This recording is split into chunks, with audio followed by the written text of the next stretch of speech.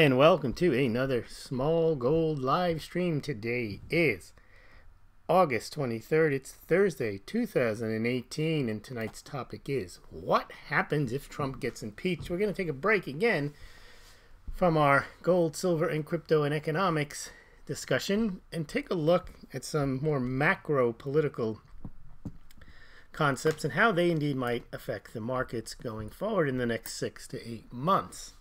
But first, let's get back to the gold and silver markets. Not a good day again. Gold down. Gold opened around 1190 and closed around 1183. Silver was hit even harder. Silver opened in the 1458 range and closed at 1447. That gold-silver ratio is now about 81.6, 82 to 1. It is not good. We're seeing the price of gold fall, but we're seeing the price of silver fall more. This is generally something that happens all the time. When gold goes up and goes up consistently, silver generally goes up higher than gold, and when gold falls, silver falls harder. That's been the nature of the game. It's a pretty strong correlation. When gold has a strong bull market, silver may not go up as much as gold, but if it really persists, as we saw in 1979, 1980, and also in 2010, 2011, eventually silver rockets past it. But in both instances, when the bubble collapses after an immediate rise like that, silver gets really hit, and gold tends to drift lower as opposed to get smashed down. All right, let's take a look now at our cryptocurrencies. During the week, it was supposed to be announced today, there's about 8 ETFs again that are on deck for the SEC approval, and the SEC knocked them down again. And for the same reason they've been declining approval of an ETF. It's because they're worried about the market's too small. They don't have proper surveillance over the markets. They don't have agreements with exchanges. And so they think that it would be a disservice to have an ETF. Now, one of the members of the SEC thinks, well, if you had a ETF, you might have a larger market and you also might have some insight into what's going on. But my view is that they're basically waiting for Coinbase, Gemini, or this Microsoft, Starbucks venture to get off the ground. Then you'll have, if you have Coinbase or Gemini, U.S. exchanges, crypto exchanges, become registered with the SEC, and then clearly they'll have an insight into what's going on. And I believe Bakkt, the same thing. And this is all being planned. Probably those 3 exchanges and ventures will probably be either approved by the SEC this year or go live in the case of Bakkt. And by early next year, I think the SEC will be comfortable with an ETF. Now, I'm agnostic. I don't really care one way or the other whether there's an ETF. People think if there's an ETF, that's good for the price because you get institutional investors that wouldn't otherwise invest. But of course, with that, you also get the manipulation that you have when you have derivatives off of ETFs. They would also have short ETFs and so on. So you won't have. It'll help corral in the excesses, and that's exactly what the SEC and the banks want. They want to make money, but they don't want to be having these wild swings. But there has been, in the last 6 months, less volatility, clearly, in the cryptocurrencies. I mean, they've gone down, but they don't seem to go up and down and up and down. They just drift lower. There hasn't been these. Sometimes there are days where you do see these swings, 10% both ways, but seems to be calming down. Bitcoin's at 65.34. It's up a couple of percentage points over the last 24 hours. Bitcoin Cash 530. Ethereum 276. Those are both up about 2%. Litecoin moving a bit stronger at about 57.40, and that's up about 3.5%. And other news today, we had this, which to me is becoming obvious, that we've moved from Mueller's Russian collusion and then obstruction of justice charges as a way of bringing down the president. Now they're more focused on federal elections communications violations via a plea by former attorney for Donald Trump, Michael Cohen's plea, where he pled guilty, and there was no adjudication, there was no charge that was then tried and found that he had violated a Federal Election Commission rules. And what's interesting, he actually pled that he and the president instructed him to violate the law, which seems a bit odd. It's not like the president said, hey, Michael, why don't we do a little FEC violation right now? Here's what I want you to do. And he's like, yeah, boss, okay, let's go violate the FEC laws. And that's basically what he pled to, that he agreed to violate the law, the FEC law. And the thing is, he can't plead guilty on behalf of Donald Trump. And it's very questionable whether, well, in the way I look at it and read it, and it's not because I'm having any particular outcome, I always try to analyze it, is he paid off Stormy Daniels and someone else, and that is not a violation of SEC. They say it's an in-kind, you can argue it's an in-kind campaign contribution, and therefore it has to be reported.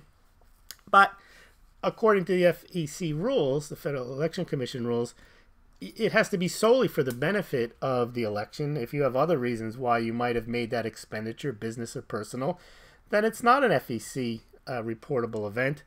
And even if it was, but it's not, FEC violations are not the end of the world. Joe Biden has them, Obama has them, every campaign has them, and they're not this big impeachable event. But it looks like they're going down this route today because this guy Pecker Cohen, I don't know, what's his name? Something Pecker. He runs a National Enquirer. Apparently, they've given him immunity because they want to say that whatever favorable press that the National Enquirer gave to Donald Trump, for whatever reason, is also an FEC violation. So clearly they've moved off of obstruction and Russian collusion, and now basically it's a get Trump, and now it's FEC. But anyway, let's tie that into excuse me, tonight's topic, which is what happens if Trump gets impeached. So objectively, it looks like to me that the investigation is definitely geared not to finding out what the Russians did in the 2018 or 2016 campaign, because if it was, we'd be seeing a steady line of witnesses, not just from the Trump campaign, but from the Sanders, from the Jill Stein, from the Hillary Clinton campaign. We would see a full investigation. We're not. We're looking at Trump actors, and what really made it obvious to me is when they raided Michael Cohen's office, and it seemed to me because they knew that he had some of this Stormy Daniels evidence supposedly, and once they found out that, oh, look at Michael Cohen, he is not a he's not the best at keeping his tax records or even reporting it, and so they knew that they had him dead to rights on tax violations, on failing to report or making false statements on loan applications. And so in my mind, it looks like what they did was they said, you're in a lot of trouble, but plead guilty to this FEC violation, and maybe we'll go lighter on you. So he pled guilty to that. And the problem with him as a witness is he said in the past that Trump didn't even know about it. So the thing about an FEC violation is, first of all, you have to meet the elements of it, and just making a payment that could be for personal reasons doesn't meet it. But then he had to also say that Trump intended to break the FEC rules, which Trump probably knew nothing about them. And he might not even have known about the payment, but whether he knew about the payment or not is irrelevant, because even if he instructed the payment, it's still not an FEC violation. And so that seems to be where we're headed with that. But that tells me that we are headed towards the potential of impeachment. And that's what I want to talk about tonight and get some views on the what might happen.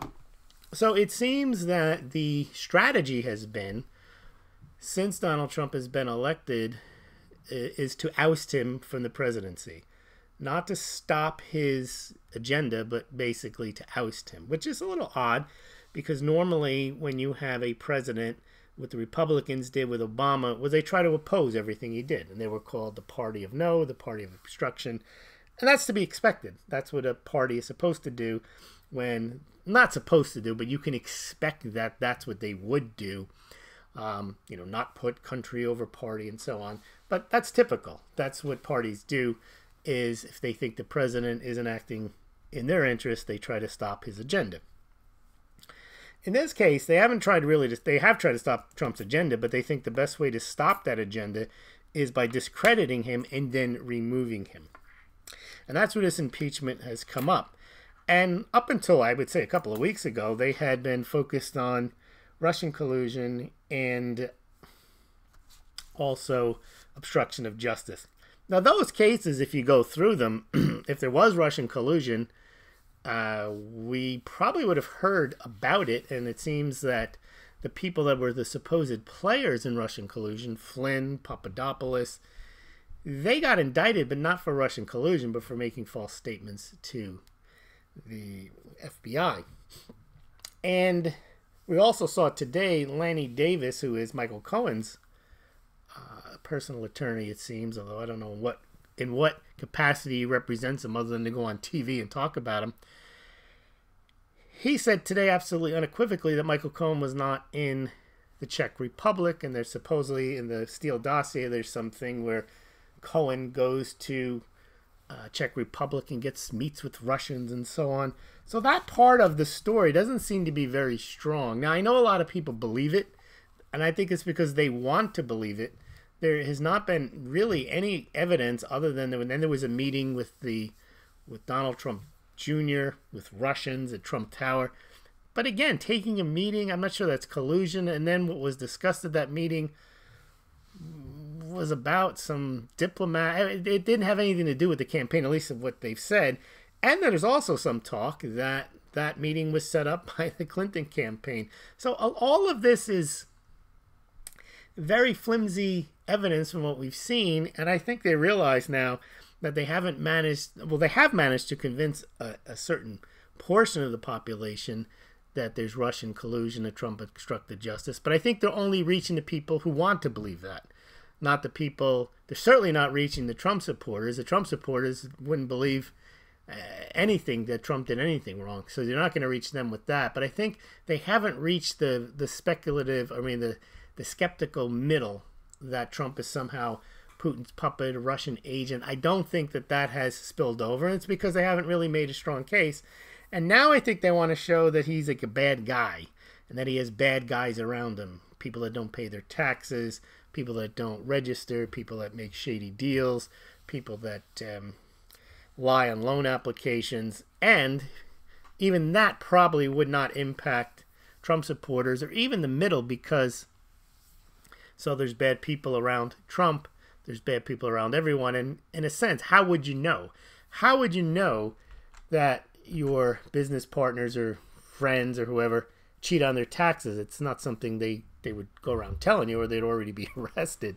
So I'm not sure that was working either. But now this FEC violation thing, I think they've hit on it because it ties into that Trump is not only paying people off, but he's paying off porn stars, Playboy bunnies, and that he's like a reprobate. And now I think that's the angle that they want to go on is, but remember the whole Access Hollywood tape showed him to be a reprobate, grab him by the you-know-what, and that didn't seem to impact. So obviously if he talks like that, it's no surprise that he might have had in his past dalliances with women that may not be of the highest moral standard. And I'm not sure that they're trying to combine that with the fact that he then pays them off. And now it goes one step further. He then works with the National Enquirer to quash these types of stories. So we're looking at, I think that's the angle. Okay. Now, what does that mean for the midterm elections? Well, so far, the polls that I've seen, I think the Rasmussen poll is the best one to look at, only because it's daily. And you could say it's skewed for against Trump. It doesn't matter. There's been no change in the last 3 days in the poll, which means that when the people that hear these things about Michael Cohen and Robert Pecker, whatever his name is, they get all excited. And they just get more excited, and they think this is it. We're done. And the middle sighs and says, okay, whatever. And then the Trump supporters just say, what nonsense, this is a hoax, they're out to get him. So far, this hasn't tipped any public opinion one way or other. It just digs people in, and it unimpresses the middle. And the middle is where all these things are won. You're never going to convince a diehard anti-Trumper that Trump is not a reprobate, that Trump is not a Russian colluder, that Trump isn't violating laws left and right. And you're never going to convince Trump supporters that Trump isn't the God that's been sent to save America. But it's the people in the middle you have to reach, and I don't think that any of this has really impacted people who are somewhat apolitical or independents. It hasn't really had a big impact. However, that's not going to stop what might happen at the midterms. Now, this is where I want to get people's impressions. So there's two obvious, well, there's actually three outcomes. Let's say the Democrats win both houses, Senate and the House, or the Republicans keep both. And then there's the other case where Republicans keep one house and not the other. They keep the Senate but not the House, or they keep the House and not the Senate. Let's just go through all of them. But I almost think the outcome is the same no matter what happens. Everybody is looking at, I think their analysis stops at impeachment. They don't think what happens afterwards. But I think what happens afterwards is the same in almost all instances. Let's do the Republicans win. They win both. They may lose a seat here or there in the House of Representatives, but they maintain a slim majority in the Senate. Well, then Trump fires everybody. Trump basically says, I've had it. He fires Sessions, knowing that he can get him approved and his replacement. He gets rid of Rosenstein. He gets rid of Mueller. And he says, screw it. I've got another 2 years. I have Republicans. I don't have to worry about this. They're on my side now. We're just going to put an end to this. All right? That's one possibility. And the Democrats go absolutely bonkers. The media goes nuts. You have riots in the street. It could be very unstable if the Republicans actually maintain the houses. You'd have more unrest, I think, because in general, Democrats and the left tend to take to the streets more than Republicans and the right. That's just been what I've seen. Antifa, marches on Washington, those are generally progressive type of protests. So I think if the Republicans win both, obviously there's no chance of impeachment at that point. And I think that's when Trump just unloads and fires everyone, because he knows there's no political repercussion, because he's already won the House. He's already won the Senate. He's already won the presidency. He really can just say, I've had enough of this, and let's move forward on whatever heck he wants to do. Now, let's say that the Democrats actually managed to win the House, but not the Senate. Well, the first thing they're going to do is start impeachment hearings, and they will go through the impeachment hearings. But here's the problem with the impeachment. Now, once he gets the impeachment vote, they will have an impeachment vote, and they'll vote to impeach him on whatever they say he's done. The problem with impeachment as being a practical solution is you have to get 2/3 of the vote in the Senate to remove the guy. That's not going to happen, because no one is projecting that the Democrats are going to pick up 25, 30 seats. Now, if they did, then obviously what would happen is the Congress would move to impeach him, and then he'd be voted out of office. I seriously doubt that that's going to happen. No one's counting on that happening. But let's say the Democrats win, and they win the House, they win the Senate, and they vote to impeach, and he doesn't get removed. The second that the Senate vote fails, what does Trump do? He fires Sessions, fires Rosenstein, fires Mueller, fires everybody, and figures, all right, you failed. The palace coup has now failed. You may control the House, you may control the Senate, but try passing any legislation, because I'm not going to sign it. Try undoing everything I've done. Not going to sign it. Try repealing the tax laws. Not going to sign it. Now the Democrats are in a position where they were voted in to impeach the president, but they have failed. This is why this is a very bad strategy. This whole Russian collusion thing, this whole FEC violations, this whole obstruction of justice, and now impeachment are very bad strategies because they have a very low probability of winning.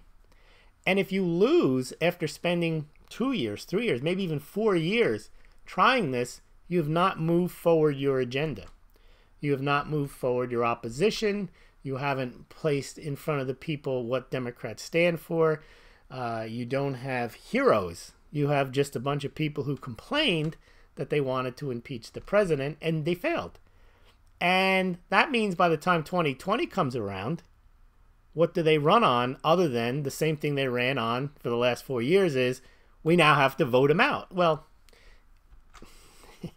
but why would you vote for the other person? On what basis? The only basis would be is he's not or she's not Donald Trump. So I think whatever happens, if the Democrats get in, they will try to impeach him. Or if the Republicans win both, obviously there won't be impeachment. But once impeachment fails, meaning either Republicans win or the Democrats win and they inevitably fail, then Trump unloads and figures he's now going to prepare for 2020 and just push his own agenda. Now, what does that mean for the markets? As I mentioned, I think there's turmoil if the Republicans win more so, because that'll cause Trump to be emboldened. And I think that might actually be bad for markets.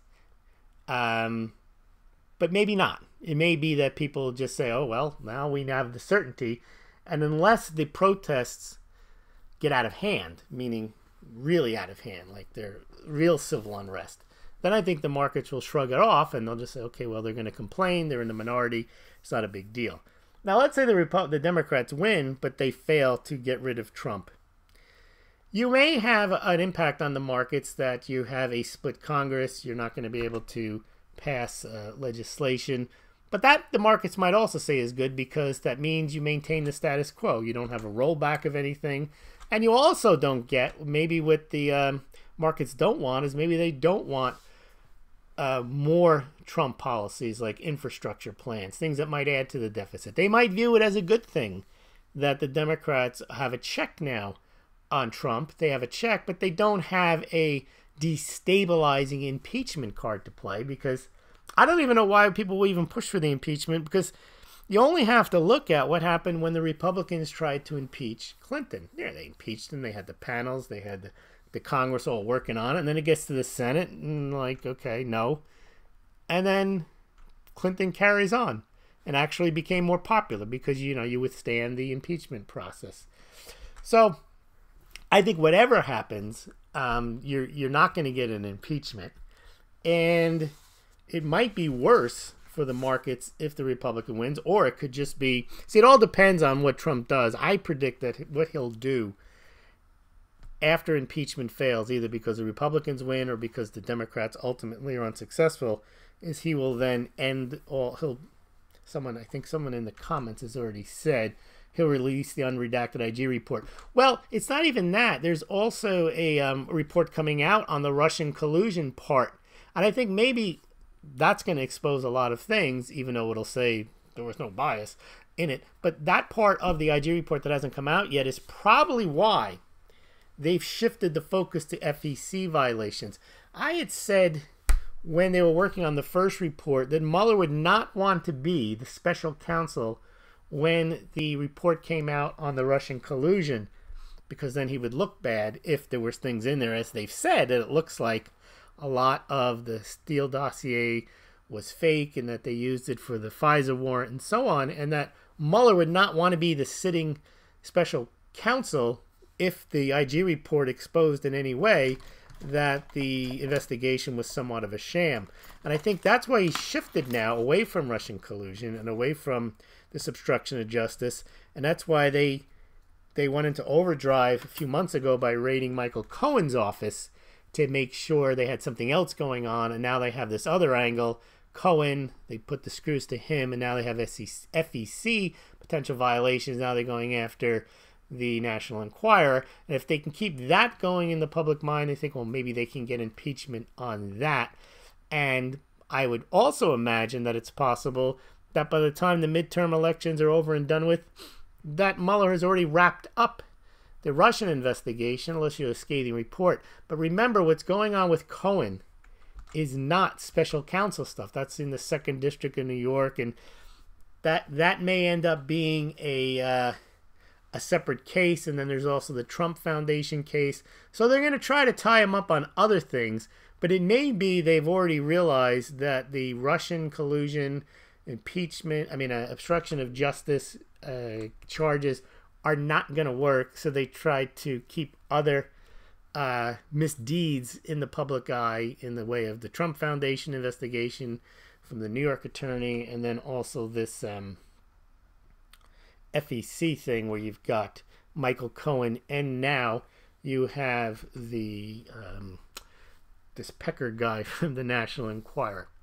All right, so that's what I think might happen. And again, I'm not rooting for one or the other. Again, I think in all of the analysis I've been doing, I've been trying to start not with a conclusion and then try to rationalize what happened. And I've seen this, and I have people on Twitter, I kind of discuss with them. They start with the conclusion that Trump is guilty and that what Michael Cohen says is fact. And because they want it to be, and they want Trump to be strung up and tossed out, and they can't see it any other way. You can't convince them. And then, of course, they start calling you names. And I'm really just trying to look at, from what I've seen, I don't see there's these FEC violations. What I see is an obvious attempt to bring Cohen into it, find out all the stuff he's done wrong that no one knew about with his taxes and his loans, and then say, and didn't Donald Trump kind of really tell you to do these criminal acts? And he's like, yeah, he instructed me to commit crimes, and we sat down and we said we're going to go violate the FEC, so let's go and pay this money in violation of the FEC rules because you have no other reason to do this other than to violate the FEC rules. So I'm not sure that that would carry water. And besides, none of this is going to see the inside of a courtroom anyway. They're not going to litigate this stuff. All this stuff is designed to do, all of it, is to weaken Donald Trump's position in the public, in the polls, so that even Republicans will say, when he's impeached, we're not going to vote for that. We're going to vote to get rid of him because look at all the horrible things he's done. He's with porn stars. He's paying them off. He's violated the FEC. There was this obstruction of justice thing. We can't necessarily charge him for that, but we just think he's lost confidence, and he may even be a Russian spy. Who knows? But we're going to vote with the Democrats and get rid of this guy. I think that's what the hope is. But his poll numbers don't move. They don't move significantly downward. He has extremely strong support, about 33, 34%, and he has extremely strong opposition, about 40, 41%. So who wins in that? No one. That's a stalemate. You have to get his strong supporters down to 10%, meaning that he has basically no strong support. And I don't think that's going to happen.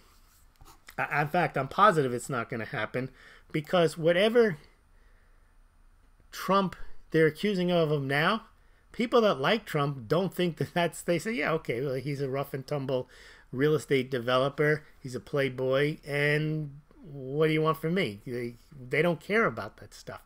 And it's interesting as all these it's interesting that the Republicans are generally the moralists and they don't seem to care.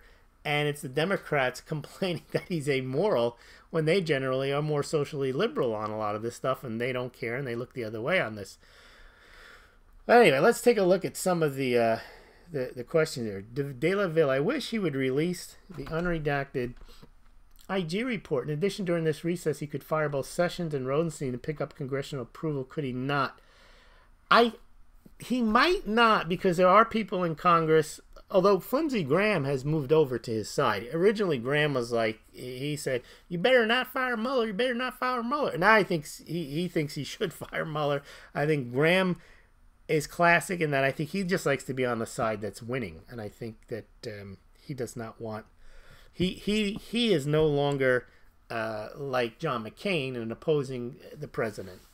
But I'm not sure right now that he could pick up, if he fired Sessions, whether he'd have Republican support, which would mean he wouldn't be able to get a new attorney general. Also, it may also cause some Republicans then to say, if the Democrats get in November and they do impeach him, that they would vote to impeach him because they would view him as a dictatorial. That's the reason why Trump doesn't fire all these people. But remember, if he wins the House and the Senate, then he doesn't care, because then it's like, well, he can appear dictatorial to a minority. They're not going to be able to do anything. And also, if they fail to impeach him, I think he doesn't care either. So I think De La Ville, eventually he will fire Sessions and Rosenstein, but not now. I think he wants to see how it shakes out, because he still has the goodwill of the people who says, look, I haven't been involved. I haven't done anything. He wants this to wear thin on people to the point where they say, look, isn't it obvious they're trying to get me? And at some point I have to put an end to it. Now, maybe Mueller may wrap this up in the next couple of weeks. He may just say, okay, I'm done. And he may just, he's turned it over to the New York Attorney General. And he's turned it over to the 2nd District on the FEC stuff, and New York on the Trump stuff. And let that carry on. But he's done. And so now he doesn't have to fire Sessions. He doesn't have to fire... Probably should fire Rosenstein now. I mean, Rosenstein's of no value as a deputy attorney general, because he is potentially a witness, and he could fire him on that basis. All right. Poppy stuff. The Democrats refuse to work with Trump and fail to do anything for the people. Bad optics. Yes, that's my point. And you see, they're only playing to their base, because if their base hates Trump and there's like, okay, we're going to get rid of Trump, that doesn't bring more people into the party. And what the Democrats need to do is explain why the tax cuts are bad, if they believe that they're bad. Explain why they want socialized medicine. They need to explain, and not through Ocasio-Cortez or whatever, because she's not a good spokesman. She's not coming across well. She may come across well, again, to the base, but to the middle, she doesn't, and they don't really have a spokesman, and Maxine Waters is not it either. Again, that may appeal to the base, but all parties need to broaden their scope in order to win elections. And if you're going to try to win an election on impeaching Trump and getting rid of Trump, and you're doing that for 4 years, you're not building a bench, you're not building spokespeople, you're not building your policies, your platform. So I think it's a huge mistake to try to paint, because first of all, it's very hard to paint Trump as a Russian, other than to people who want to believe it, because he's never been considered a Russian. I mean, there's nothing like in his past where he came into the election and was like, okay, here comes the Russian guy. Annabelle Poppy stuff, agreed. De La Ville, how ironic, all the stuff they're projecting on Trump, they're the guilty ones. What about the Clinton Foundation investigation? Well, that's one thing that, again, to people who are neither partisans, if you just look at it, the amount of stuff that Hillary Clinton did, if you wanted to go after her aggressively, you wouldn't just say, oh, well, she didn't mean it, she never had the intent. No one's given Trump that break. He didn't mean it, never had the intent. He was just trying to save himself the embarrassment from his family and finding out that he's a hound dog and he's going after porn stars. They don't say that. They want to nail him. It's a crime, FEC violation. Whereas Hillary Clinton runs a server in her basement. It's like, well, she didn't mean to do any of this. She's a good woman, and we need a woman president. So you could see how the prosecutorial zeal was definitely not there for Hillary Clinton, and it certainly is there for Donald Trump. Annabelle, Michael Cohen has flip-flopped on his story to the point he's much of a credible witness. That's right, and I don't think they can use him as a witness in this, because basically what Cohen did was made a legal determination that he broke the law at Donald Trump's direction. But he has said many things that Donald Trump didn't know about this, and it doesn't matter whether he knew about it or not, but he actually insisted that Donald Trump didn't know about the payments until after he made them. And then what Cohen did, which shows dishonesty, he sent the Trump Corporation a bill that said for legal services, looking to get reimbursed for the Stormy Daniels payment. So the payments didn't even come from the campaign. I think it's a very long putt. I don't even think it's a long putt. It's an attempt at a hole-in-one to try to get Trump on an FEC violation for payments to Stormy Daniels, and using Cohen as the witness. Very difficult. Let's see. All of this stuff is just making his supporters double down, just a waste of time. ASMR people. I think that's obvious. I don't know why they don't realize that. I think it's because, you know, we have to bring this back to gold and silver. It's the same thing. Once you're in a camp, central banks are buying gold. That is all you need to know. That is all you need to know. You don't even think that you're not reaching the Trump people. You just assume all I have to do is play the Access Hollywood tape and it's game over, game changer, and Trump drops out. Well, it didn't happen. It's the same with this. They think that because Michael Cohen said under oath that Donald Trump instructed him to violate criminally the FEC, that all the Trump supporters are going to say, oh my goodness, we're going to have to drop Trump real fast. I saw one where it was Chris Cuomo, and he had this big grin on his face, and he's talking to Alan Dershowitz. He's like, how does he get out of this one? And Dershowitz, who, to his credit, gave the analysis similar to what I've been saying, is there's a lot of nuances here. I'm not even sure it's an FTC violation, but Cuomo was convinced, like, now what are the Trumpers going to say? And they're saying what? See, even if it was an FEC violation, clear cut, a lot of the Trump supporters would say, so what? But in this case, they don't even have to say so what, because they're probably, as far as I can see, my analysis, there isn't even a violation. So why would they even bother about it? All right. Annabelle, I'm curious about what impact, if any, the Hooper investigation may have at this point. Seems like a potential wild card. Could be. Annabelle, exactly. I am hoping. That is so hoping. Devel here's hoping. We're all hoping. There you go. Cash flow. Democrats' message is only Trump bad. Yes, and indeed, that is a mistake. See, what they don't realize. You can say Trump. They want to say Trump's a moron. Trump's a criminal. Whatever it is.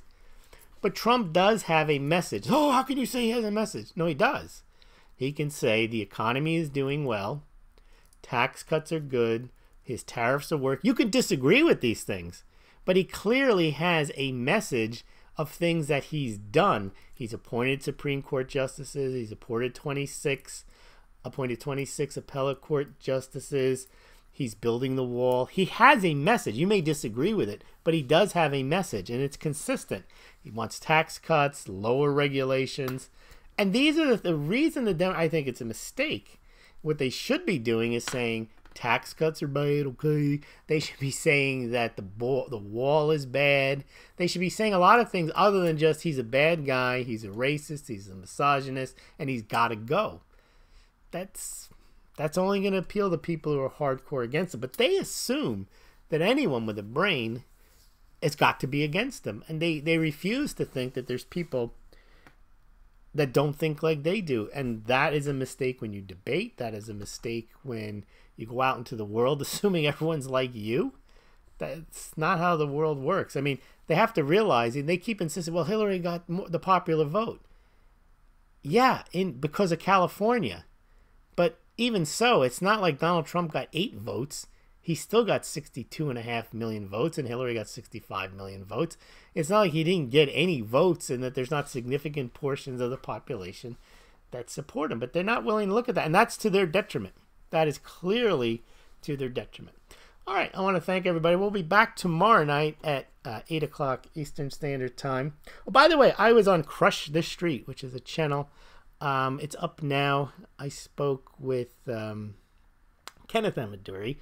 We talked about, well, you go check it out. I'll post it on Smaulgld again tomorrow when I post this YouTube, or this, it'll be a BitChute too. But as you know, at the end of each of these live streams, I put together a short blog post. This one won't have any back supplemental materials because there's no charts, there's no link to any articles. This was just our discussion here. But so check out the Smaulgld site. If you haven't subscribed to the Smaulgld site, please do so.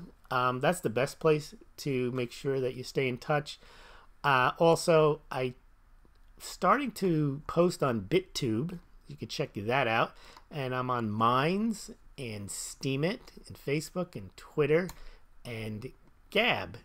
and real.video and BitChute. So you can check all of those out. Also, if you're interested in buying precious metals, you can do so through the site at the affiliate links. Not an investment advice to buy gold or silver, but if you do so, you can compare pricing and shipping at the affiliate links at SD Bullion, Money Metals Exchange, and Golden Eagle Coin. And Smaulgld gets a small commission. Also, please consider becoming a Smaulgld patron over at Patreon. And also, don't forget your mugs. I shipped out some this morning. There's the Smaulgld Classic and Super Classic mugs. And the one on the left is the Super Classic. That's $23.99 with shipping included, which is about $8 or $9, depending on where you live. Or the regular Classic at $19.99. If you want other Smaulgld products, please visit the Smaulgld store. I'll give you the link for that right now. There you can get the Smaulgld to go or the Smaulgld travel mug. Remember, mugs are useful. There are many things you can do with mugs that you cannot do with fiat currencies. Or just visit the Smaulgld site and you can check out the products there as well. Remember, if you buy a classic or a super classic mug, last night's orders, I put in a free Smaulgld Game Changer Eraser. I'll do that again tonight with any orders that come in. If you guys haven't seen the Game Changer Eraser, let me show you those. They are game-changing erasers. They truly are. And the thing is, you make a mistake, you can change the game. You just get out your eraser and change. And I know most people don't use erasers anymore because you type. I also have one with a Control-Alt-Delete on the back. That's at the Smaulgld store. So you can show people who are younger how you used to erase stuff by one of these Smaulgld erasers. Here is the Smaulgld Game Changer Eraser. Should be coming up on your screen right now. And if you go to the Smaulgld store, you can also see there's your Game Changer Eraser. You can also see the Control-Alt-Delete eraser. All these products do support the Smaulgld site. It doesn't come close, even with the patrons or the donations, to even covering the hosting or the time. But I do appreciate those who do buy Smaulgld products and help themselves prepare for what's coming with Smaulgld mugs, and also those who donate. I have 12 or 13 very generous patrons, and I would appreciate more, but I do appreciate those who do indeed donate to this site. Thank you very much, and we'll see you tomorrow. We'll try to have something on gold or silver, maybe even cryptocurrencies or the economy tomorrow. Thanks very much. More questions? No.